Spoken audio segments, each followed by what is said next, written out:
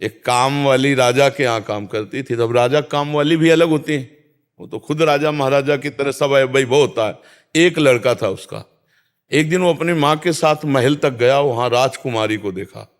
राजकुमारी को देखते एकदम, अब वो कह तो कुछ नहीं पाया, वापस लौट आया और उदास होकर लेट गया कि मैं काम वाली का लड़का और राजकुमारी कहाँ, खाना न पीना, एक अंदर आग लग गई।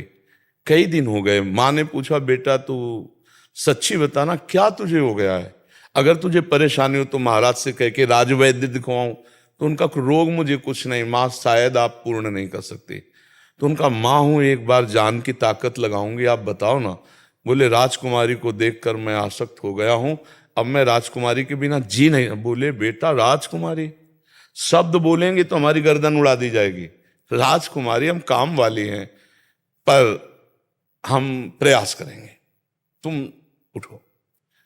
राजकुमारी सुधीर काम वाली थी, राजकुमारी से मिली कि जय जय, हमारी प्राण रक्षा हो, हम आपसे एक बात करना चाहते हैं। तो वो बहुत सुलझी हुई थी राजकुमारी जी। उनसे कहा, हमारा पुत्र एक दिन आया था, आपको देखकर आसक्त हो गया है, आप उसे मिल नहीं सकती और मैं मिला नहीं सकती, और वो प्राण त्याग देगा, मेरा अकेला पुत्र है। क्या कोई उपाय निकल सकता है जिससे उसकी प्राण रक्षा हो?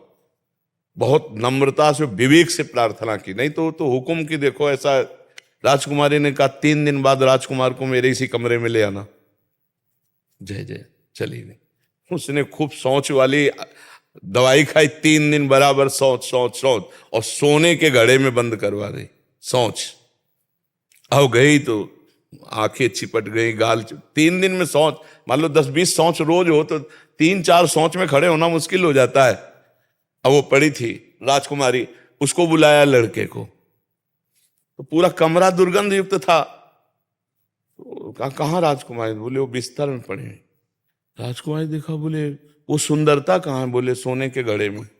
घड़ा खोला तो बोले यही चमक रहा था, जो गाल चमक रहे थे ना, वो यही चमक रहा था। उसकी आसक्ति खत्म हुई, लिखा हमें नहीं चाहिए राजकुमारी। उसने विवेक से कहा, फिर औषधियों के द्वारा अपने को पुष्ट कर लिया। अच्छा, शरीर में सुंदरता किस बात की है?